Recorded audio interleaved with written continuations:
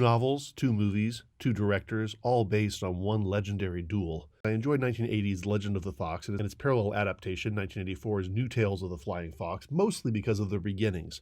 Both open with 2 honorable men tricked into a deadly 3-day duel over an ancient grudge. As they fight, they grow to admire each other tremendously, and they pledge, whoever may be killed, to take care of any unfinished business the other leaves behind. The stoic Miao Runfeng asks his opponent Hui Dao to hunt down a man who has murdered Miao's brothers. The more affable Hu hopes that Miao will protect his wife and their newborn son. Each enthusiastically agrees, and their friendly duel gets more and more charming with every late night, drinking baijiu with Hu's wife and trading family kung fu secrets. Until disaster strikes. One man is killed, the wife commits suicide. Hu's newborn baby boy is spirited away. Years later, Hui Dao's grown son, Hu Fei, faces off with his father's killer at a rematch of what's become the duel for the ages. That's the intro of both these movies.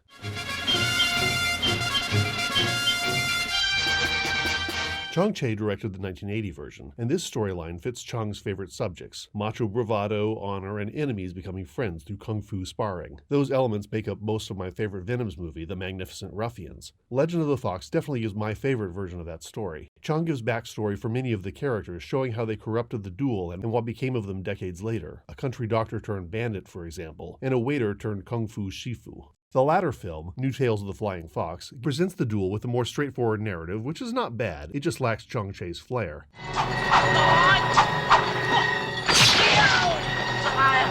Legend of the Fox's opening doesn't just excel because it has Chang Che at the helm of the Venoms Mob. It also pays homage to the source novel, Fox Volant of the Snowy Mountain by Yong. It's a short novel by Yong's standards, and a very formally experimental one. The book begins with a bunch of rogues who get caught in a snowstorm while vying for a long-lost precious sword. They're saved from a frostbitten death by sheltering together in a mountain estate. There, they while away the hours, telling stories of their younger days. It's like Chaucer's Canterbury Tales or Boccaccio's Decameron, just with a lot more kung fu.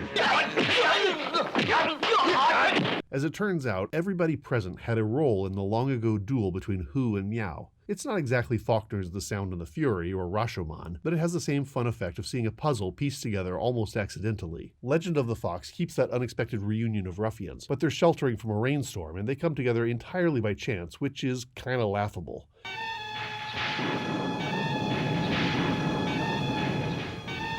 And the flashbacks all come from Hu Fei's guardian, who reminisces about the days when he witnessed the duel and ultimately saved baby Hu from his father's enemies. Those who have read the novel would recognize Chang Che tipping his hat to the master storyteller Yong here. And maybe it's better that Chang didn't go all in for the Fox Volant route. He had tried before to build a movie on unrelated narratives, coalescing into a sum that's more than its parts, and it never exactly works. In both Shaolin Avengers and Seven-Man Army, Chang begins with the end of a story and then recounts the lives of his heroes in brief vignettes leading up to the present day. Unfortunately, the flashbacks are more compelling than the present-day frame story, and we're left wondering why we didn't get a full film of each of those vignettes instead of what we got. In the case of Seven-Man Army, the flashbacks get all the drama, but the modern-day story, which is so much more compelling, gets short shrift. Seven-Man Army is about a possibly real 20th century battle, where 7 men defended a fortress against 20,000 Japanese soldiers and 50 tanks for 5 days, not too far from the Great Wall. But this insane battle takes back seat to the emotional backstories of our 7 heroes.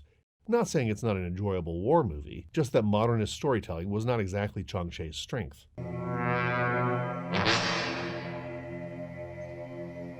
While my gut says I like Legend of the Fox more, my heart argues for New Tales. However, I should mention that, while I'm a huge fan of the chameleon-like Philip Kwok, regarding the misunderstood antihero, the killer of Flying Fox's father, I think Man Chi-lung makes for a better Miao Renfeng. Upright, but not uptight. I should add that his role is augmented by a tension that Chang Che cut out. In New Tales of the Flying Fox, Hu Fei knows full well that he's on a quest to heal his father's killer of blindness so that, once healed, Hu Fei can kill the man. The bond between the son and his father's killer is just as strange and compelling as the bond between the killer and his victim decades before, and I love that.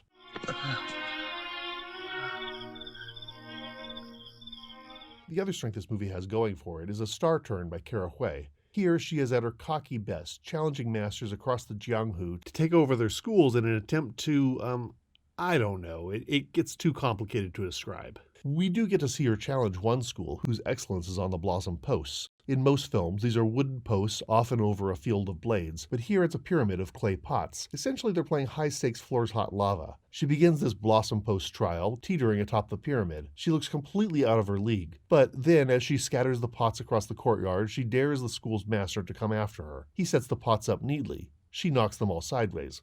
The master is relying on order, but Hui is thriving on chaos. He's doing the Karate Kid, she's doing Canadian log rolling. It's one of Hui's most fun performances in a decades-long career, being the absolute best.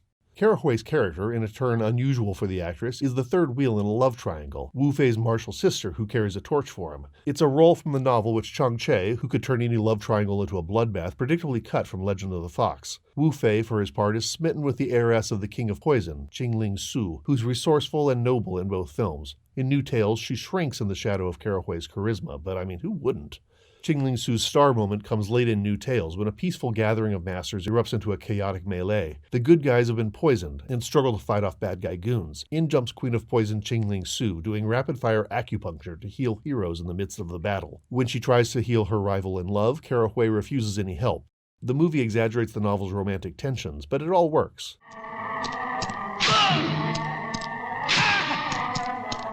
Going back to the book, perhaps Fox Volant's most daring choice is to end on a literal cliffhanger. The flying fox and his father's killer are dueling under a probable avalanche, Wu Fei determined to both avenge his father and marry his enemy's daughter. Then the book just stops. Yong was a newspaperman selling these stories by subscription, and he knew how to keep readers on the hook, just like Charles Dickens. This worked for the 1920s and 30s serials, but serials died with television, and come 1980, cinema worldwide had realized that they needed to satisfy their ticket buyers with solid conclusions. This was, of course, upended that same year by The Empire Strikes Back, and teasing future installments at the end of your movie has become annoyingly obligatory in Hollywood today.